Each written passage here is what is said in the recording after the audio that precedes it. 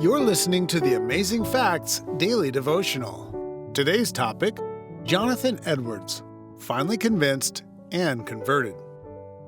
Jonathan Edwards, a precocious young man from East Windsor, Connecticut, already working on a master's degree at Yale University when just 17.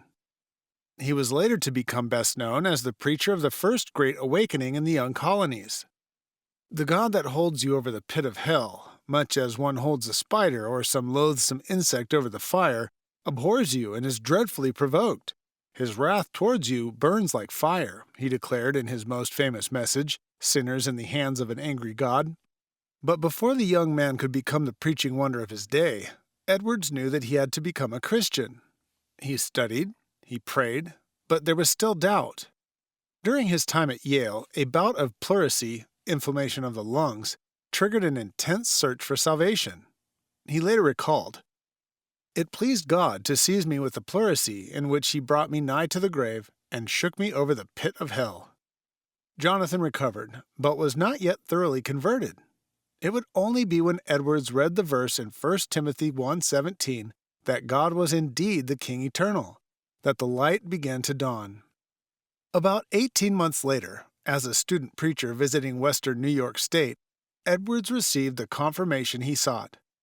"I felt a burning desire to be in everything a complete Christian and conform to the blessed image of Christ, and that I might live in all things according to the pure, sweet, and blessed rules of the gospel." Edwards went on to apprentice as a pastor, then to take charge of a congregation on his own, and to preach sermons which spread throughout the nation during that revival in colonial America. He had 11 children, who, along with their 1,400 descendants, had an amazing impact on the United States.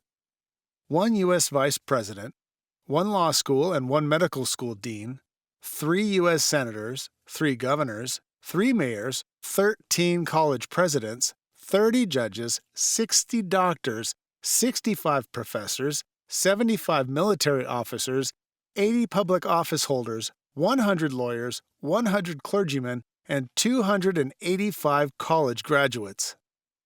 Jonathan Edwards lived for only 55 years, but he packed those years full of spirituality and accomplishment.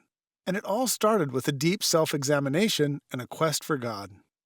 Have you or someone you know ever been so convicted of sin that you searched for God and His answers? Jesus said, "Whoever exalts himself will be humbled, and he who humbles himself will be exalted." Matthew 23:12. Our key Bible text today comes from 1 Timothy chapter 1 and verse 17.